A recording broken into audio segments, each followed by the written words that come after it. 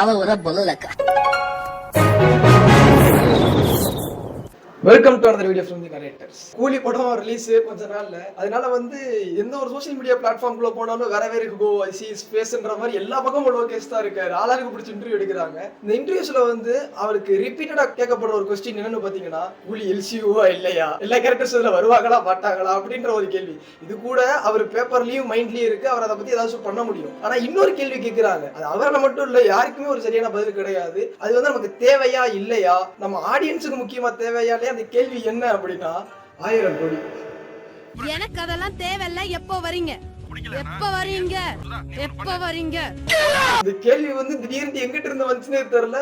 எல்லா பக்கமும் எல்லாரும் கேட்டுட்டு இருக்க 1000 கோடி 1000 கோடிட்டு. அதனால ஆடியன்ஸுக்கு யூஸ் இருக்கா இல்லையா, ஒரு நல்ல பிலிமுக்கு 1000 கோடினா தான் நல்ல பிலிம், அந்த மாதிரி பல கேள்விகள் எங்களுக்கு இருக்கு.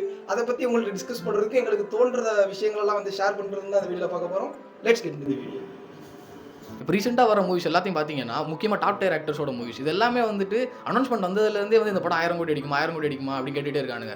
அது எடுத்தாலும் 1000 கோடின்றானுங்க. ஏதோ ஜாம்பி அப்போகலிப்ஸ் இந்த கொஸ்டின் பரவிட்டு இருக்கு. இந்த 1000 கோடி அப்படின்ற எதிர்பார்ப்பு நம்ம ஆடியன்ஸுக்கு தப்பு இல்லை. ஏன்னா அது இண்டஸ்ட்ரியில் அடிக்கிறாங்க, நம்ம இண்டஸ்ட்ரியில் அடிக்கணும் அப்படின்றது தப்பு இல்லை. ஆனால் இதுவே மோட்டிவ் இருக்கக்கூடாதுன்னு தான் நாங்கள் நினைக்கிறோம். மற்ற இண்டஸ்ட்ரியில் 1000 கோடி அடிக்கிறாங்கன்னா நம்ம இண்டஸ்ட்ரி பற்றி தான் எங்களுக்கு தெரியும், அதை வச்சு சொல்கிறோம். அங்கெல்லாம் டிக்கெட் பிரைஸ் மோஸ்ட்லி அதிகமாக இருக்கிறதுக்கான வாய்ப்புகள் அதிகமாக இருக்கு. எப்படின்னா அல்லு அர்ஜுன் கூட ரீசெண்டாக புஷ்பா 2க்கு ஒரு ட்வீட் போட்டிருந்தாரு, இந்த மாதிரி டிக்கெட் பிரைஸ் ஹைக் பண்ணதுக்கு நன்றி அப்படின்லாம் போட்டிருந்தாரு.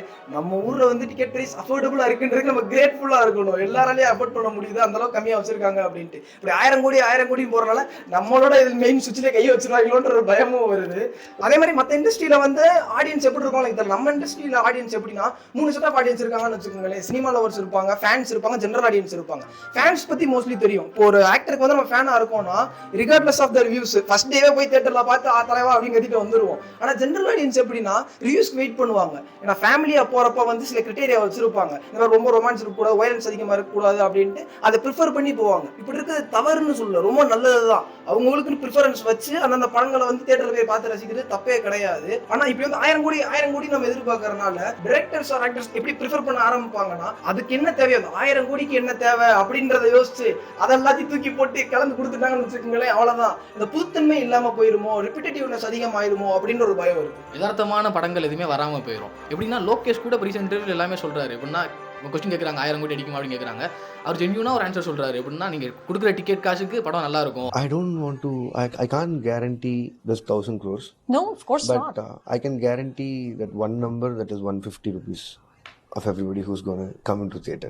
It'll be worth the money. Yes, my number will be always concerned about that 150 rupees. இப்படி ஜென்யூனா ஆன்சர் சொல்றாரு. அப்படி இருந்து ஒவ்வொரு இன்டர்வியூலையும் 1000 கோடி அடிக்குமா 1000 கோடி அடிக்குமான்னு கேட்டுக்கிட்டே இருக்கானுங்க. இந்த கேள்வி எது கேட்கறானுங்கன்னே தெரியல. இந்த கேள்வி கேட்கறவங்களுக்கு அது என்னால யூஸ்ன்றதும் ஒன்றும் புரியல. இது எப்படி இருக்குன்னா, சும்மா எல்லா இண்டஸ்ட்ரியும் பண்றான், நம்ம இண்டஸ்ட்ரி பண்ணணும் அப்படின்னு சொல்லிட்டு பண்ற மாதிரி இருக்கு. இப்போ ரீசெண்டா பெரிய பெரிய ஹீரோஸோட மூவிஸ் எல்லாம் பாத்தீங்கன்னா ஸ்டோரி நல்லா தான் போயிட்டு இருக்கும். திடீர்னு பார்த்தா யாராவே சம்மந்தமே இல்லாம இங்க வரான் அப்படின்ற மாதிரி சில சீன்ஸ் எல்லாம் வரும். அது நமக்கே தெரியும் கமர்ஷியல் எலமெண்ட்ஸ் ஆட் பண்ணிருக்காங்க அப்படின்னு சில பேருக்கு ஃபீல் ஆகும். ஆனா எதுக்காக பண்றாங்கன்னா, மினிமம் கேரண்டிக்காக வசூல் எப்படியாச்சும் வந்துடும், இதுக்காகவாவது ஒரு பாட்டு வச்சு அதை பாக்குறதுக்காகவாது அப்படின்னு சொல்லுவாங்க. அப்படின்ட்டு சில வேலைகள் பண்றாங்க. லியோ படத்துல கூட லோகேஷ் சொல்லியிருப்பாரு, விஜய் நான் மாதிரி ஒரு டான்சர் இருக்காரு அப்படின்னா அதை அவர் ஆட வச்சு அது மூலியமா ஒரு மார்க்கெட் கிரியேட் ஆகும், அதனால அது அதை வச்சு ஒரு அட்வர்டைஸ்மெண்ட் பண்ண முடியும் அப்படின்ட்டு ப்ரொடியூசர் சைட்ல இருந்து எனக்கு ஒரு இது வந்துச்சு, அதுக்காக அங்க வைக்க வேண்டிய கட்டாயம் அப்படின்னு சொன்னாரு. இன்னொரு விஷயம் என்னன்னா, லியோ படத்தை சைக்காலஜி த்ரில்லரா அவர் ட்ரை பண்ணலாம்னு இருந்தாரா. ஆனா இந்த மாதிரி கமர்ஷியல் எலிமெண்ட்ஸ் இதெல்லாம் ஆட் ஆனதுனால அது ஜானரே ஒரு ஷிஃப்ட் ஆன மாதிரி எங்களுக்கு ஃபீல் ஆச்சு. ஜானரே மாறிடுச்சு. இதுக்கெல்லாம் காரணமும் இந்த மார்க்கெட், இந்த இண்டஸ்ட்ரி வழி இதெல்லாம் இருக்கும்னு நாங்க நினைக்கிறோம். வேட்டையன் படமே ரீசெண்டா அதோட கோர்னு பார்த்தோம்னா நல்ல சோசியல் மெசேஜ் தான். அதுல சொல்ல வந்த மெசேஜ் நல்லா சொல்லியிருப்பாங்க. அந்த கமர்ஷியல் எலிமெண்ட்ஸ் ஏகப்பட்டதுல இருக்கனால நிறைய பேருக்கு டிசப்பாயிண்டிங்கா இருந்துச்சு. ஏன்னா சம்பந்தமே இல்லாம இங்க ஃபைட் வருது, சம்பந்தமே இல்லாம இங்க சாங் வருது அப்படின்னு நிறைய பேர் ஃபீல் பண்ணாங்க. இப்ப ஏற்கனவே இந்த நிலைமையில இருக்கு நம்ம இண்டஸ்ட்ரி. இந்த 1000 கோடின்ற நோய் பரவிட்டே இருந்துச்சுன்னு வச்சுக்கோங்களேன். இந்த கம்மியா இருக்க கமர்ஷியல் எலிமெண்ட்ஸ் அதிகமாகிறதுக்கான வாய்ப்பு இருக்கு. இது பண்ண 1000 கோடி அடிச்சிடலாம், அது பண்ண 1000 கோடி அடிச்சிடலாம் அப்படின்ட்டு அந்த மாதிரி எலிமெண்ட்ஸ் அதிகமாக ஆட் பண்ணிட்டாங்கன்னா அது ரொம்ப டேஞ்சரஸா போய் முடியும். இப்போ மலையாளம் இண்டஸ்ட்ரியை பார்த்தோம்னா டாப் ஆக்டர்ஸ் சிங்கிள் இயர்ல மல்டிபிள் மூவிஸ் ரிலீஸ் பண்றாங்க. டைரக்டர்ஸ் அண்ட் ரைட்டர்ஸ் ஃபிளெக்சிபிளா இருக்காங்க. ஆனா நம்ம இண்டஸ்ட்ரியில பார்த்தோம்னா ஒரு இயருக்கு ஒரு மூவி தான் வருது டாப் ஆக்டர்ஸ்ல இருந்து, சில நேரம் அதுவுமே வர மாட்டேங்குது. அதே மாதிரி நம்ம இண்டஸ்ட்ரியில இப்போ ரீசெண்டா மூவிஸ்லாம் பார்த்தோம்னா டாப் ஆக்டர்ஸ் எக்ஸ்பீரியன்ஸான டைரக்டர்ஸோட தான் அதிகமாக மூவிஸ் பண்றாங்க. இந்த டிபேட் டைரக்டர்ஸ் அடுத்து 1-2 படம் பண்ண டைரக்டர்ஸோட கொலாபரேட் பண்றதுக்கான ரேஷியோ ரொம்ப கம்மியா இருக்கு. பண்ணவே மாட்டாங்க அப்படின்னு சொல்லல, அதற்குரிய ரேஷியோ ரொம்ப கம்மியா இருக்கு. இது எதனால அப்படின்னு உங்களுக்கு ஃபீல் ஆகுதுன்னா, ஒரு டாப் ஆக்டர் அண்ட் ஒரு டாப் டைரக்டர் கொலாபரேட் பண்றாங்கன்னா அங்கேயே அந்த ஸ்டார்டம் கிரியேட் ஆகுது, மார்க்கெட் வேல்யூ பெருசாகுது. இவங்க காம்போடா பயங்கரமா இருக்கும், அப்ப அப்படி மூவி விட்டுருந்தாங்க அப்படின்ட்டே வந்து ஆடியன்ஸ் வந்து என்ன எதுவும் யோசிக்காம தேட்டருக்கு விடுவாங்க. ஆனா ஒரு டிபேட் டைரக்டர்னா அங்க ஒரு கேள்வி வருது, டிபேட் டைரக்டர் எப்படி எடுப்பா என்ன அது, இதுக்கு வந்து போல்டா மூவ் எடுக்கணும். அங்க வந்து எப்படி அவங்க ஃபிளெக்சிபிளா இருக்காங்க, என்ன வேணுமோ அதை பண்றாங்களோ அந்த மாதிரி வந்து நம்ம ஆக்டர்ஸும் வந்து மார்க்கெட் வேல்யூ ரெவன்யூ வருமா வராதெல்லாம் இல்லாம மூவிஸ் குவாலிட்டி மூவிஸ் கொடுக்கணும் அப்படின்னு நினைச்சு பண்ணாங்கன்னா நல்ல நல்ல மூவிஸ் வரதுக்கான ரேஷியோ வந்து ரொம்ப அதிகமாகும். இந்த 1000 கோடின்ற டாக் ஏற்கனவே இப்போ வர்றதுனால எங்களுக்கு என்ன பயமா இருக்குன்னா, ஏற்கனவே இப்போ வந்து கம்மியா இருக்க இந்த ஒரு விஷயம், அதாவது எக்ஸ்பீரியன்ஸ் இல்லாத டைரக்டரோட கொலாபரேட் பண்ணாம இருக்க அந்த ஒரு விஷயம் வந்து அதிகமாயிருமோ, இந்த மார்க்கெட் வேல்யூ நோக்கியே வந்து இண்டஸ்ட்ரி ஓடிடுமோ அப்படின்னு எங்களுக்கு பயமா இருக்கு. இதுக்கு ஒரு எக்ஸாம்பிளா சொல்லணும்னா, ரீசெண்டா ஒரு இன்டர்வியூல டைரக்டர் ராம் சொல்லியிருப்பாரு, பறந்து போ கதை வந்து விஜய்க்கு எழுதுனது, அவர் இந்த படத்துல நடிச்சிருந்தா என்னோட மார்க்கெட் வேல்யூ சரி, இந்த கதைக்குரிய எக்ஸ்போஷர் சரி பெருசா இருந்திருக்கும், பெரிய லெவல்ல ரீச் கிடைச்சிருக்கும், இதுக்குரிய ஆங்கிலே வந்து பெருசா மாறி இருக்கும் அப்படின்னு சொல்லி இருந்திருப்பாரு. டைரக்டர் ராமன் சொன்னதான் ஞாபகம் வருது. எப்படின்னா இவர் இது வரைக்கும் நம்ம தமிழ் இண்டஸ்ட்ரியில பெரிய ஹீரோஸ் கூட படம் பண்ணதே கிடையாது. ஒரே ஒரு படம் பண்ணியிருக்காரு, அது வந்து நம்ம இண்டஸ்ட்ரி ஹீரோ கிடையாது, மலையாளம் இண்டஸ்ட்ரியில இருந்து மம்முட்டி வச்சு படம் பண்ணியிருந்தாரு. இந்த கலெக்ஷன்ற மேட்ரு ஆக்டர்ஸை மட்டும் மாத்துதா அப்படின்னு கேட்டா இல்ல, டைரக்டர்ஸையும் மாத்துது. எப்படின்னா இப்போ ரீசெண்டா பாண்டியராஜ் ஒரு இன்டர்வியூல சொல்லியிருப்பாரு, கதகளி படம் ரிலீஸ் ஆனப்போ யாருமே பேசல, அதே டைம்ல வந்து ஒரு 4 படம் ரிலீஸ் ஆச்சு, அதெல்லாம் நல்லா ஓடிச்சு அப்படின்னு தான் சொல்லியிருப்பாரு. நான் வந்து இந்த மாதிரி படம் பண்ணணும்னு ஆசை, ஆனா வந்து ஆடியன்ஸ்க்கு என்ன கிளிக் ஆகுது அப்படின்னு சொல்லி வந்து பார்த்து தான் நான் இந்த மாதிரி ஃபேமிலி ஓரியன்டான படம்லாம் பண்றேன், அப்படி பண்ணாதான் அந்த கடைக்குட்டி சிங்கம் அந்த மாதிரி படம்லாம் அதெல்லாம் நல்லா ஹிட் ஆனதுனால அவர் அதே மாதிரி படம் பண்றாரு அப்படின்னு சொல்லி அவர் சொல்லியிருப்பாரு. இப்போ கதகளி பார்த்தீங்கன்னா டோட்டலாகவே த்ரில்லரில் வேற ஒரு மூடுக்குள்ள தான் அந்த படம் இருக்கும். அங்கே பார்த்தீங்கன்னா ஒரே நாள் நடக்கிறது, ஒரு நைட் நடக்கிறது தான் கதை. ட்ரை பண்ணோம், ஆனால் ஒரு 4 படத்தோட அந்த படம் வந்தது. அது இன்னைக்கு யாரு கதகளி என் படம் பண்ண ரொம்ப பேருக்கு தெரியாது. ஆமா, நிறைய பேருக்கு வந்து போய் பார்த்தா கதை பாட்டி யாராவது ஆமா இவர் ஃபேமிலி ட்ராமா தான் பண்ணும்போது டேய் அவன் கதகளி டைரக்டரா அப்படின்னு வந்து கமெண்ட் போடுவான்.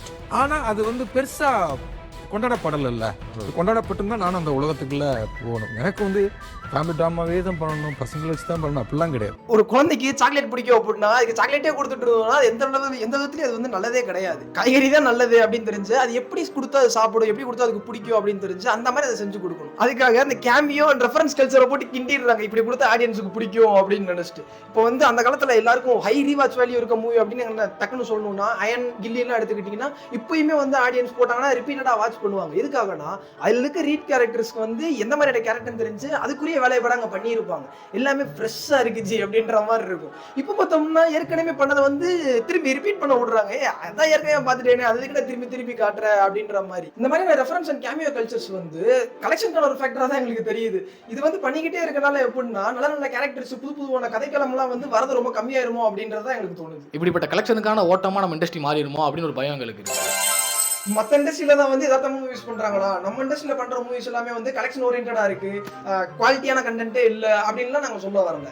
என்ன சொல்றோம்னா டாப் ஆக்டர்ஸ்ல இருந்து யதார்த்தமான மூவிஸ் வரதுக்கு எண்ணிக்கை வந்து ரொம்ப கம்மியாயிட்டே இருக்கு அப்படின்னு ஃபீல் ஆகுது. ரீசெண்டா பாக்குறப்ப இப்ப கமல் கூட ஒரு இன்டர்வியூல சொல்லி இருந்திருப்பாரு, ஆடியன்ஸா 10-headed dragons, ஒரு சில நேரம் வந்து கமர்ஷியல் மூவிஸ் கேட்பாங்க, ஒரு சில நேரம் ஆர்ட் பிலிம்ஸ் கேட்பாங்க. ஆனா அவங்க என்ன எதிர்பார்க்கன்றத விட நம்ம எதுல பெஸ்டா இருக்கோமோ, நம்ம என்ன சொல்ல விரும்புறோமோ அதை வந்து இன்னும் பெஸ்டா கன்வே பண்ணோம்னா ஆடியன்ஸ் கண்டிப்பா எடுத்துக்குவாங்க அப்படின்னு சொல்லி இருப்பாரு. இந்த மாதிரி இப்ப இருக்க டைரக்டர்ஸ் வந்து அந்த அப்ரோச் எடுத்தாங்க அப்படின்னா குவாலிட்டி மூவிஸ் வரதுக்கான எண்ணிக்கை வந்து கண்டிப்பா அதிகமாகும்.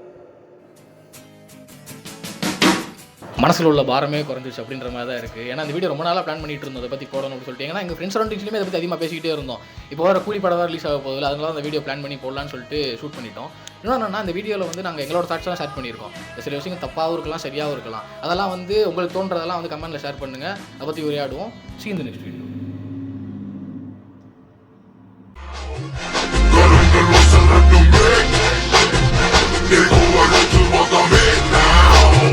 We do not care.